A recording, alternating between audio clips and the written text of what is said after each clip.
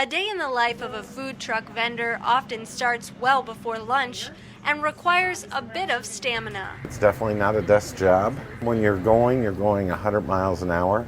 So you go from 0 to 100 in a matter of seconds, during lunch or dinner. Several vendors kick off the day on the east side of Columbus at the Food Fort, a commissary for food trucks and carts that serves as home base and a community for its members. Ajumama is a new truck on the scene, and owner Laura Lee has spent the last couple of hours preparing food for the day. Now that her truck is stocked, she's ready to hit the road. Driving's a little scary, I gotta admit. I have a very small car. I've been driving a very small car for a long time. We've learned certain things you have to make sure are secured down, tied down. The knobs fall off of everything when we drive, so we have to make sure we take them off before we leave. On this day, Ajumama heads over to the dining hall off of Rich Street and opens up shop. Good to go. Dining hall is a food pod concept here in Franklinton in Columbus. And what dining hall does is it provides a place for us to park and serve from. But it's a little bit different. Instead of paying at the truck and finding a place to sit on your own, you actually go inside to pay. So you can order from multiple trucks and pay at one time, either with cash or credit card.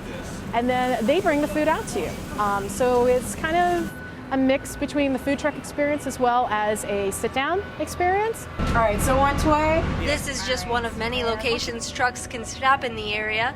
Loyal customers can find out where her truck is each day by checking Facebook or Twitter. Ajumama is a fuse of American and Korean. Ajuma is a Korean word for ma'am. It's how you would address a woman that you're not familiar with. And the mama just sort of comes together with it. They're usually the housewives, and they're usually the ones running the street food in Korea. The food here is cooked fresh to order, and Lee's boyfriend mans the griddle. Our core menu consists of pajan, which is a savory pancake with garlic chives, and then we add different fillings from there. I like the combination of the kind of like the pancake combined with vegetables and then shrimp. So this kind of savory with something you normally think of as sweet with that pancake. With the help of her boyfriend and mother, Lee expects to serve about 50 customers lunch on a good day. I usually take orders unless I get fired. First I got fired every day, but she hasn't fired me lately. It's a big undertaking. Anytime you open your own establishment, become your own boss, it's a huge thing. But I really felt strongly about doing it. I felt this was the time. I felt Columbus was the place. And so I just hoped everybody had the same vision I did and would support it. Parked right next door is gourmet burger vendor Street Time, but neither operator seems worried the other is wooing its customers. Certainly in certain settings, there is that competitive aspect, of course.